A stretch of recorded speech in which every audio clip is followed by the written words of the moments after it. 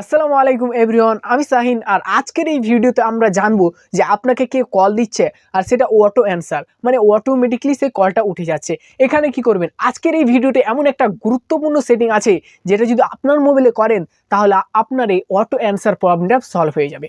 তো বেশি কথা না বলে চলুন ভিডিওটি শুরু করা যাক। আমি এখানে সর্বপ্রথমেই স্ক্রিন রেকর্ডিংটাকে ওপেন করে নিলাম। তারপরে আপনাকে যে কাজটি করতে হবে সেটা হলো কলটিকে ওপেন করতে হবে। সো আমি এখান থেকেই কলটিকে ওপেন করলাম। কলটিকে ওপেন করার পর ডান কর্নারে সেটিংস পেয়ে যাবেন। আপনারা কি করবেন, সো এখান থেকেই সেটিংসে ক্লিক করবেন। সো আমি এখান থেকেই সেটিংসে ক্লিক করলাম। সেটিংসে ক্লিক করলে আপনারা এখানে নিচে অটো অ্যান্সার নামে একটি অপশন পেয়ে যাবেন। আপনারা কি করবেন, এখান থেকেই অটো অ্যান্সারে ক্লিক করবেন। সো আমি এখান থেকেই অটো অ্যান্সারে ক্লিক করলাম। ক্লিক করার পর আপনারা এখানে দেখতেই পাচ্ছেন আমার অটো অ্যান্সারটা কিন্তু এখানে অন রয়েছে। আপনারা কি করতে হবে, এই অটো অ্যান্সারটা যে অন আছে এটাকে আপনাদের অফ করে দিতে হবে। সো আমি এখান থেকে অটো অ্যান্সারটাকে অফ করে দিলাম। বন্ধুরা, আজকের এই ভিডিও এই পর্যন্তই। এই ভিডিওটা ছিল খুবই গুরুত্বপূর্ণ।